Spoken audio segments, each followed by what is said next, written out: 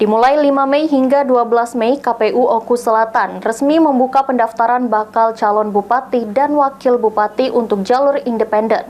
Namun sampai saat ini masih nihil pendaftar.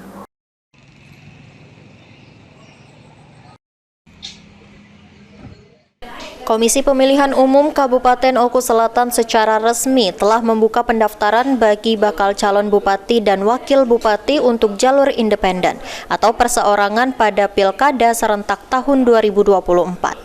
Pendaftaran calon perseorangan atau independen ini sendiri dibuka melalui sistem informasi pencalonan atau aplikasi Silon sejak 5 Mei hingga 12 Mei 2024.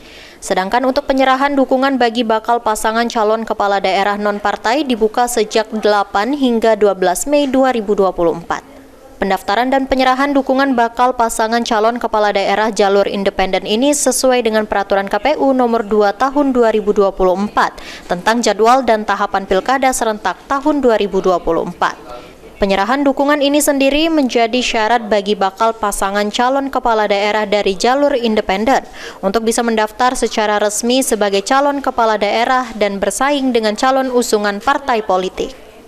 Adapun dukungan yang dimaksud yaitu dukungan dari sejumlah penduduk yang dibuktikan dengan surat pernyataan dukungan yang disertai KTP pendukung.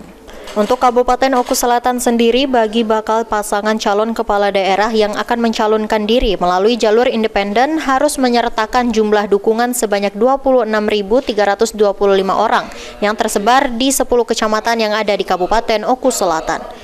Sejak dibukanya pendaftaran dan penyerahan dukungan bakal calon kepala daerah jalur perseorangan ini, Komisi Pemilihan Umum Kabupaten Oku Selatan belum menerima pendaftaran maupun hanya sekedar konsultasi.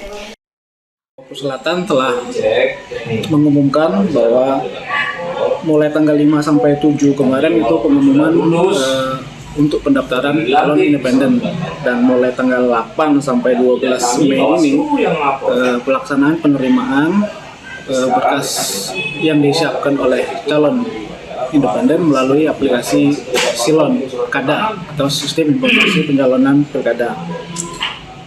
Dan syarat-syarat yang dibutuhkan itu berupa KTP.